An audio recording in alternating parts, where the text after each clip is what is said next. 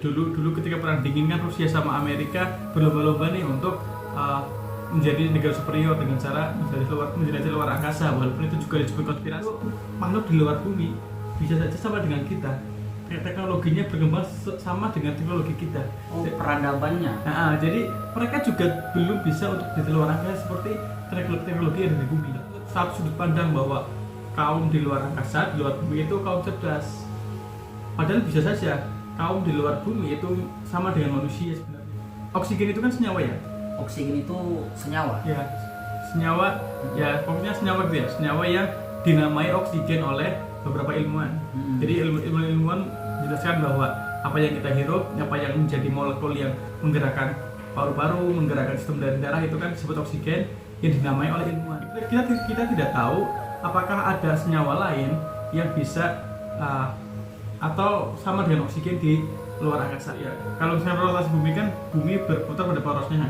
Kalau rotasi bumi itu berputar pada porosnya. Ya, itu satu hari. Kalau 24 jam. Itu bumi memutari matahari itu sebenarnya satu tahun. Bentuk gravitasi yang ada di luar planet itu membentuk suatu garis edar. Garis edar. Nah, jadi semua planet itu tertarik oleh gravitasi matahari. Nah, gravitasi matahari ini membentuk suatu garis edar. Jadi berbentuk garisan memutar.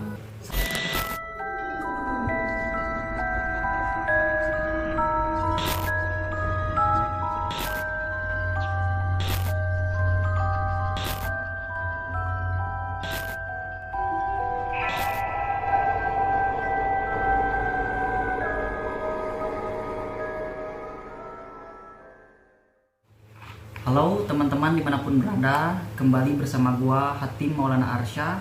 Kali ini gua ditemani oleh Bang Eno yang akan mengupas tuntas tentang kehidupan di dunia lintas galaksi. Biasanya kita selalu mengupas dunia lintas dimensi terkait horor, gaib yang berbau astral, ya. Yeah. Tapi pada kesempatan kita kali ini kita akan ngobrol astral, tapi bukan astral dari lintas dimensi. Kita akan berbicara tentang lintas galaksi, bahwa adanya kehidupan lain di planet-planet lain, bahkan di lintas galaksi yang lain. Seperti apa kisahnya? Terus saksikan channel Hatim Maulana Arsya. Oleh karena itu, kita di sini agak santai-santai, Bang, ya. Siap. Sebelumnya boleh perkenalkan dulu, Bang. Okay. Boleh mahasiswa mana, boleh. Oke, halo teman-teman semuanya. Subscribe-nya Bang Hatim. Kenalkan, saya Eno, saya mahasiswa Universitas PGRI Semarang di semester 6 ini, semester 7. Dan mungkin hari ini ya sedikit gimana ya, ini suatu kejutan gitu ya, tiba-tiba Bang Hatim datang ke kos, terus bilang diskusi Bang, ini bahas tentang kehidupan di luar angkasa gimana. Jadi kabarnya kita menemukan sebuah informasi dari teman-teman kita juga dari kampus yang sama, bahwa Bang Eno ini mempercayai adanya kehidupan di planet lain ya, atau di galaksi gitu. Apakah benar itu, Bang? Oh, sebenarnya itu cuma hipotesa aja gitu, cuma asik-asikan aja gitu. Tapi kita coba untuk membedah gitu, Bang. Membedah. Jadi benar apa enggak gitu. Kalau menurut keyakinan Abang seperti apa kehidupan? Kalau saya sendiri percaya sebenarnya sih. Percaya. Mungkin 80% lah saya percaya bahwa di luar bumi ini itu ada suatu peradaban makhluk lain lah. Jadi kan kalau konteksnya kita percaya kan tentu harus ada argumentasi dong, Yeah. gitu kan, sesuatu teori yang memperkuat. Jadi seperti apa, Bang, awal teorinya? Jadi kalau yang saya yakini ya, mungkin ada banyak itulah yang bisa jadikan teori dari sudut pandang saya sendiri. Tapi sebelumnya pada teman-teman semua, ini nggak ada unsur pemaksaan supaya kalian percaya dengan argumen saya atau tidak. Ini hanya sebuah teori yang saya kembangkan saja, dan saya juga tidak niat untuk menyebarkannya, cuma buat asik-asikan aja, ngobrol-ngobrol di tengah malam. Kan tahu juga mahasiswa itu kan sampai pagi ya.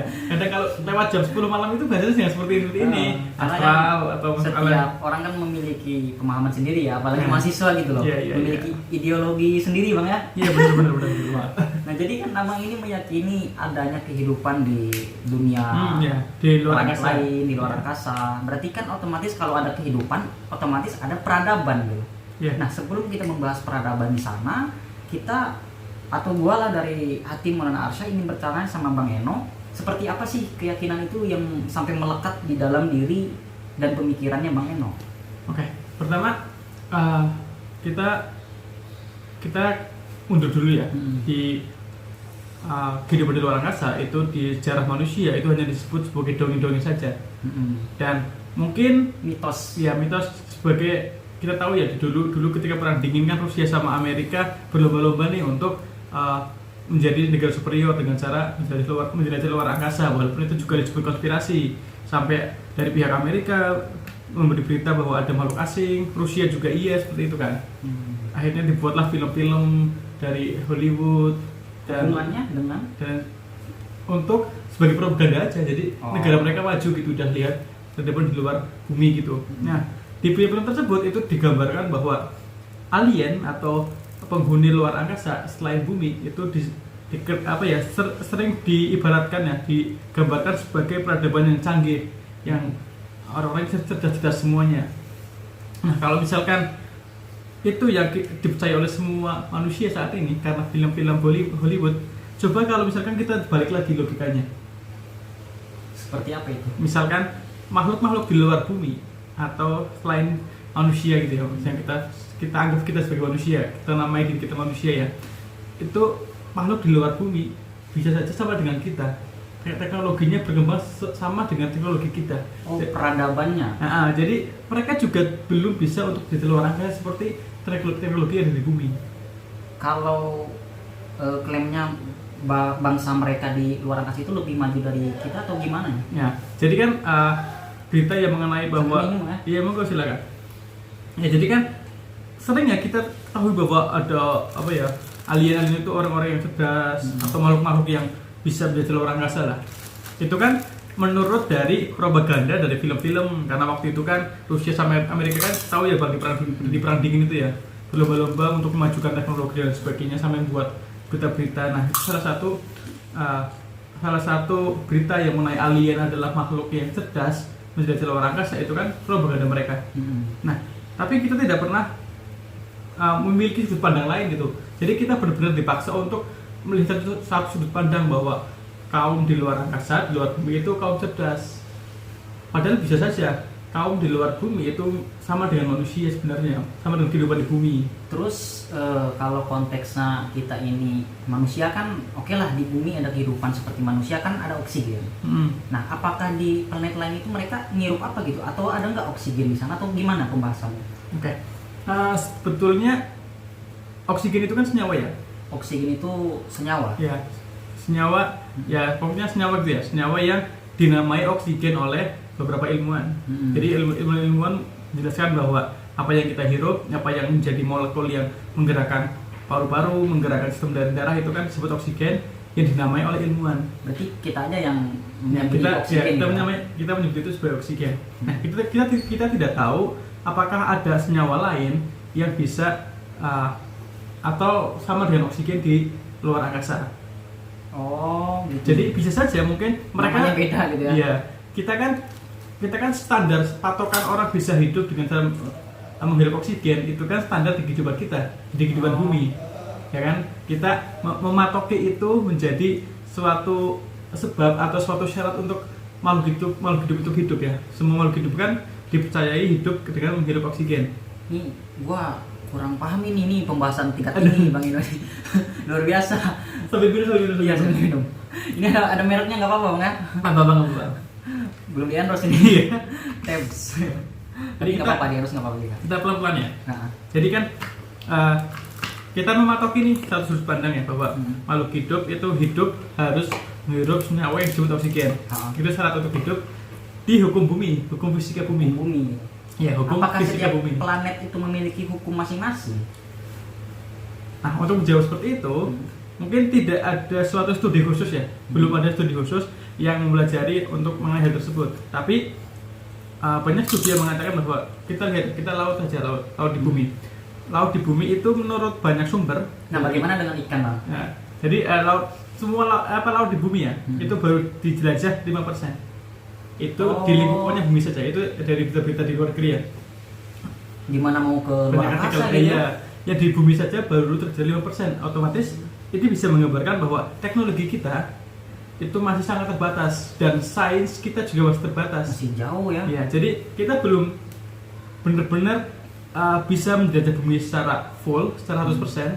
Nah, bagaimana kita langsung bisa menjudge atau memberikan kesimpulan bahwa kehidupan di luar bumi itu tidak ada, hanya karena kita belum pernah melihat mereka.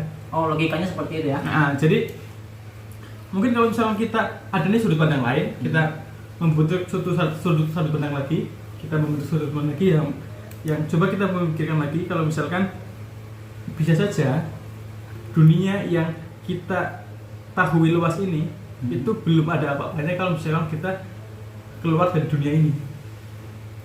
Oh, berarti luar angkasa ini bukan segini aja gitu ya. Maksudnya memang luas banget dan susah dijangkau ya maksudnya. Iya. Nah, kalau memang kita berbicara adanya kehidupan di lintas galaksi seperti alien, kita kan di sini memiliki gravitasi gitu bang. Nah, kalau seandainya di planet lain itu ada apa namanya? Apa hubungannya dengan rotasi terus dan sebagainya lah menurut abang itu, sehingga abang meyakini bahwa di kehidupan lain ada makhluk-makhluk di sana gitu. Oke. Tapi ini teman-teman sekali lagi ya, saya bukan ilmuwan, bukan apa, jadi nggak tahu secara pastinya ya, ini cuma sebuah teori aja, cuma sebuah pikiran asal-asalan aja gitu lah. Jadi kan untuk hukum gravitasi ya, kita tahu bahwa hukum gravitasi adalah hukum di mana suatu benda itu memiliki daya untuk menarik benda lain. Nah, dan kita juga harus ketahui bahwa gravitasi itu memiliki pola terstruktur. Misalkan bumi itu kan merevolusi ya, semua planet merevolusi. Jadi merevolusi itu seperti apa? Planet itu memutari matahari, mengelilingi matahari.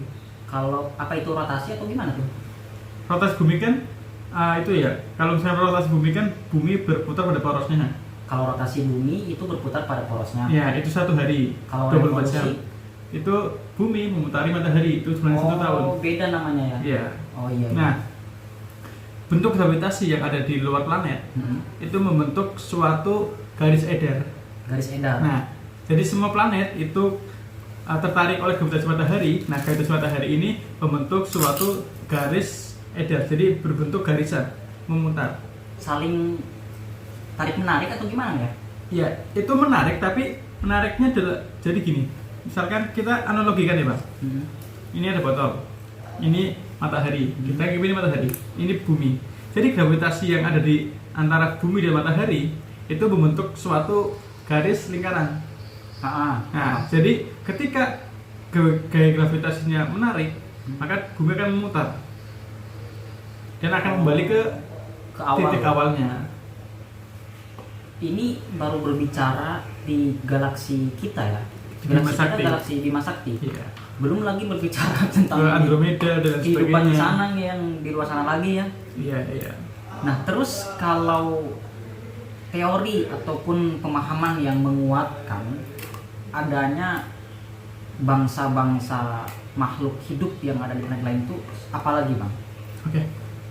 Mungkin ini juga masih perdebatan di dunia arkeolog ya, karena arkeolog di barat itu kan sering itu ya menemukan arca-arca atau prasasti-prasasti di peradaban kuno seperti Mesir, Sumeria, itu ada di dinding-dindingnya itu ada gambar-gambar mengenai seseorang yang bisa mengendari kendaraan terbang, orang yang punya tongkat yang bisa keluar petirnya dan lain sebagainya. Di arca prasasti zaman dulu. Nah, zaman dulu kan ketika belum ada tulisan, orang kan suka menggambar kejadian di masa lalu kan.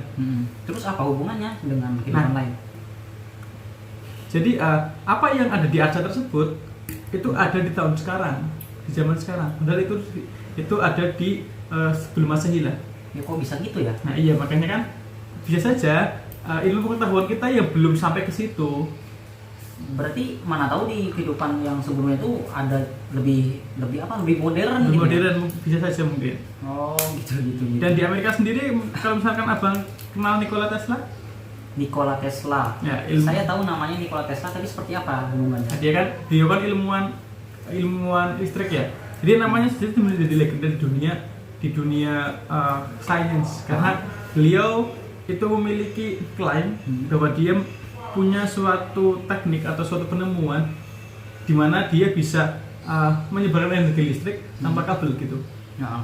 Jadi misalkan ini televisi, ini mesinnya, nggak usah pakai kabel, Kayak Bluetooth gitu. langsung ditembak saja, ada listriknya. Kayak Bluetooth. Nah, dan banyak lagi penemuan lain. Misalkan dia juga punya alat penemuan untuk membunuh manusia hanya dengan suara. Ada gitu. Nah, dia mengklaim ada.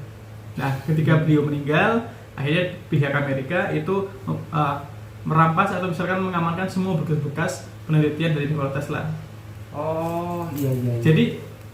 Jadi kalau misalkan kita ambil dari itu ya, dari kisah itu ya, bisa dikatakan bahwa selama ini, jadi ada dua kemungkinan. Selama ini ilmu pengetahuan kita yang belum sampai, atau pihak-pihak yang mengetahui itu mencoba untuk menutupi adanya hal tersebut, Menutupi kebenaran. iya.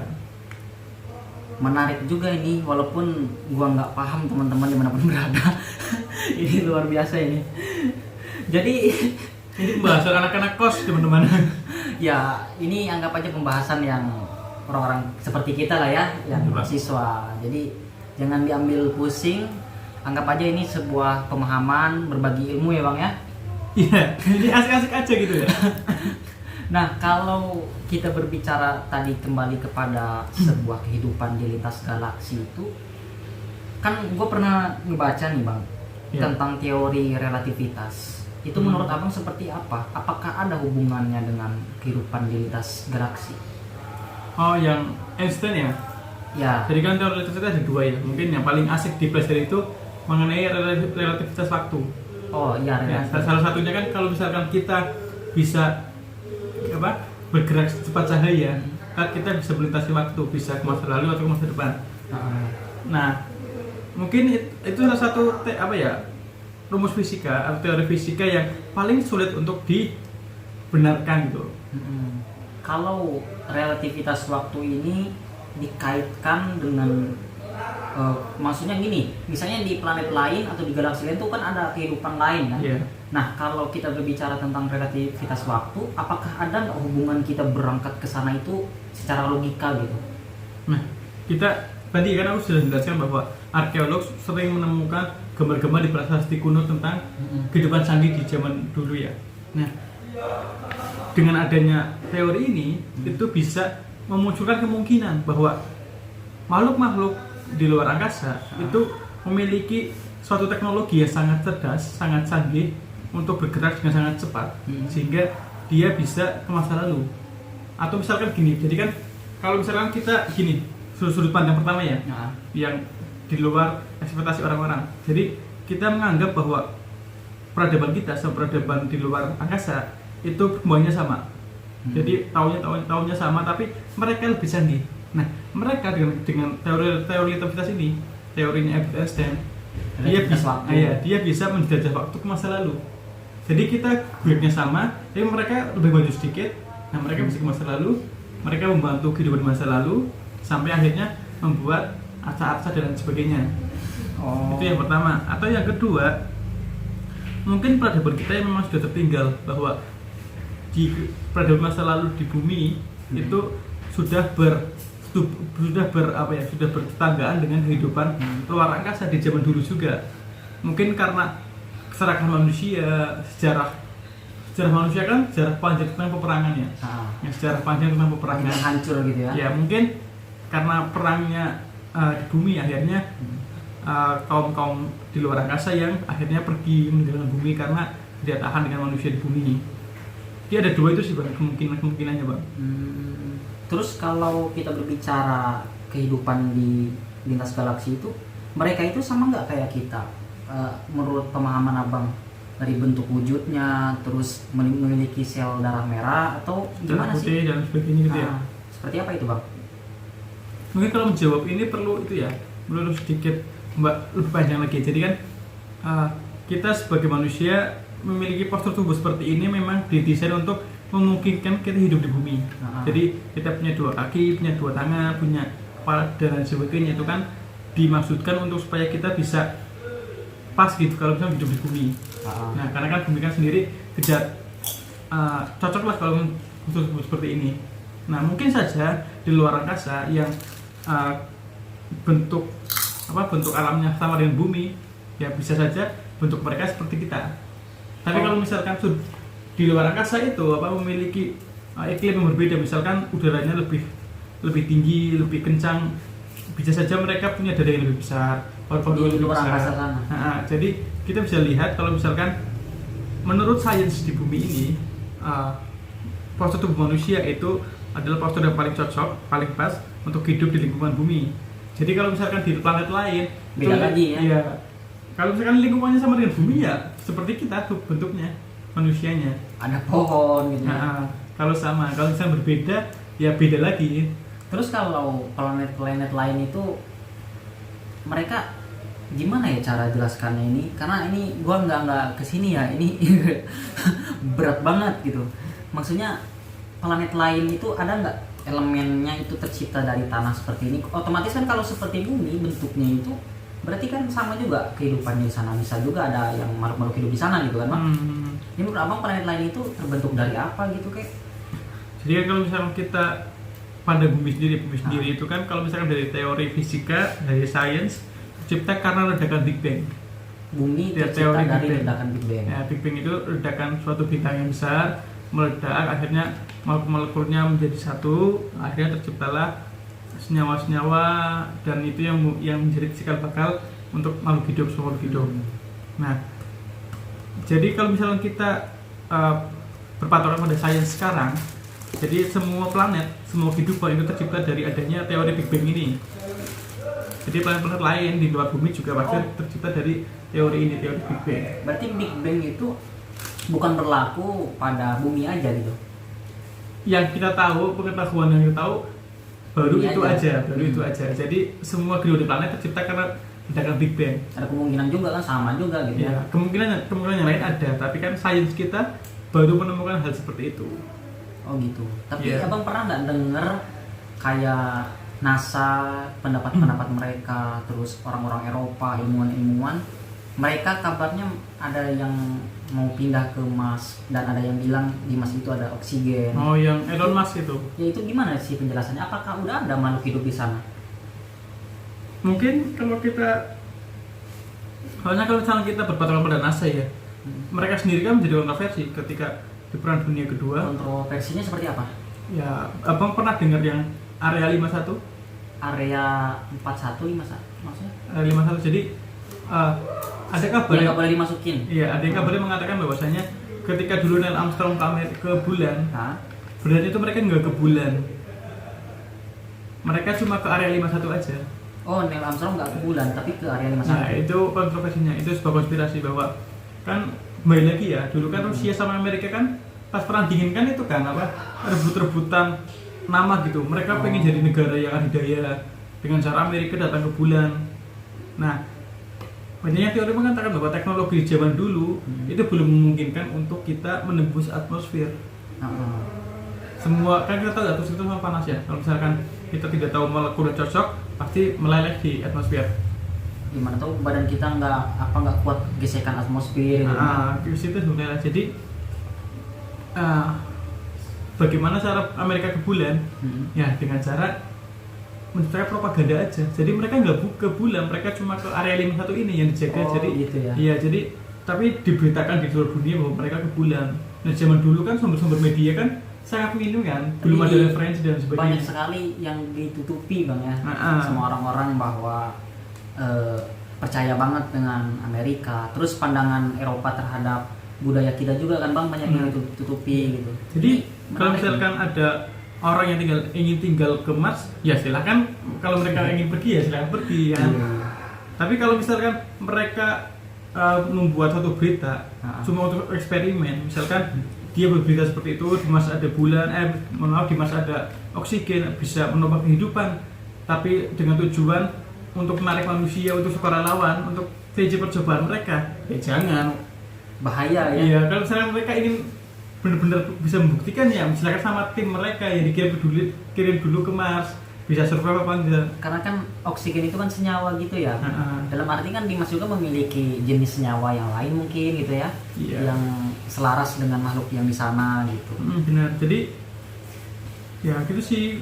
Ditakutkan kalau misalkan mereka membuat suatu berita mengenai Mars bisa menopang kehidupan, terus menyebarkan ke media, ada yang tertarik, ada yang dari sukarelawan, semua dibiayai sama mereka. Terus Dia ke Mars nggak bisa survive kan, kita jadikan klise percobaan, itu nggak meninggal juga di sana. Iya. Terus pesan-pesan untuk, kan abang nih meyakini di galaksi-galaksi, planet-planet lain itu kan ada kehidupan lain. Bisa Nah, saja ada gitu. pesan-pesan untuk orang-orang yang nggak percaya bahwasanya cuma kita doang. Jadi kan itu kan merasa bener ya bang ya. Masa kita doang yang hidup di bumi gitu. Apa pesan-pesan buat mereka dan pesan-pesan bijaknya ya, dan closing statementnya seperti apa? Penutupan.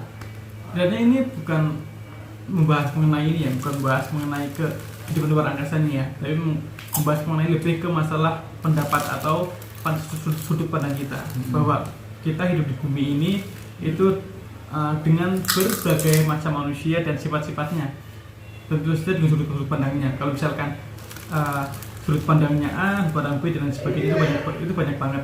Dan untuk teman-teman semuanya yang tidak percaya dengan apa yang saya katakan tadi, itu nggak apa-apa, silahkan monggo saja. Tapi ini kan sudut pandang saya, dan saya juga tidak mengajak untuk teman-teman mempercayai ini cuma sebagai suatu idealis yang dimiliki oleh setiap manusia. Jadi untuk teman-teman semuanya dimanapun berada, kalau misalkan kita menemui suatu kejadian atau peristiwa di mana kita berbeda sudut pandang sama seseorang, alangkah baiknya kita diskusi baik-baik, kita bicara pelan-pelan, kita saling menghormati, saling menghargai, dan saling menganggap bahwa suatu perbedaan argumentasi atau perbedaan sudut pandang itu sebagai suatu kekayaan dalam bidang intelektual, itu akan lebih asik gitu, daripada kita benar sendiri, kita menang sendiri, kita menganggap bahwa argumen kita atau sudut pandang kita yang paling baik, kita melalaikan sudut pandang orang lain.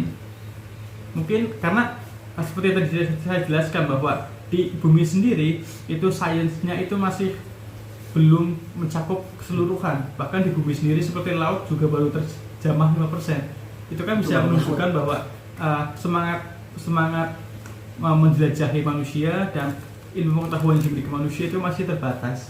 Jadi semua itu memiliki kemungkinan yang bisa saja terjadi, bisa saja tidak. Nanti kalau kita meyakini di kehidupan lain itu nggak ada kok, cuma manusia, ya nggak bisa juga gitu. Nggak bisa juga, karena betul. Ilmu pengetahuan kita belum menyampai. Mana tahu di dalam laut pun ada alien atau iya, lain kan. Bisa Kita nggak tahu kan bang. Benar. Jadi itu teman-teman, kalau misalkan kita beda sudut pandang, nggak apa-apa. Terus mau nggak dikasih abang coba kasih kata mutiaranya sebelum kita tutup, kata mutiara pendapat orang lain, ilmuwan lain, atau kata mutiara abang untuk teman-teman dimanapun berada. Mungkin kata mutiara aja ya, sedikit ya. Atau Tan Malaka. Dia Tan Malaka. Sambil makan boleh, sambil makan. Oke, ini ya. Ini kata mutiara untuk malam ini ya. Terkadang suatu persoalan, suatu masalah itu akan menghilang kalau kekompakan atau kebersamaan selalu terjaga. Jadi untuk teman-teman semuanya, kompak ya, jangan menang sendiri dimanapun berada. Ya. Oke, siap. Terima kasih buat Bang Eno telah memberikan pandangan-pandangannya kepada kita, memberikan logika-logika, terus pemikiran-pemikirannya, dan kita pun di sini tidak memaksa teman-teman dimanapun berada untuk mempercayai ya hasil diskusi kita kali ini. Kita mahasiswa Universitas PGRI Semarang, Bang ya. Iya. Kalau mau kuliah boleh di Semarang, Jawa Tengah, Inggris. Nah, oke, teman-teman dimanapun berada, itu yang dapat kita sampaikan. Mohon maaf apabila ada kata-kata yang dari kami yang menyinggung beberapa pihak lain atau menyinggung teman-teman yang mendengarkan. Sekian dari gua, Hatim Maulana Arsya. Salam satu anugerah. Sampai jumpa kembali. Sampai jumpa.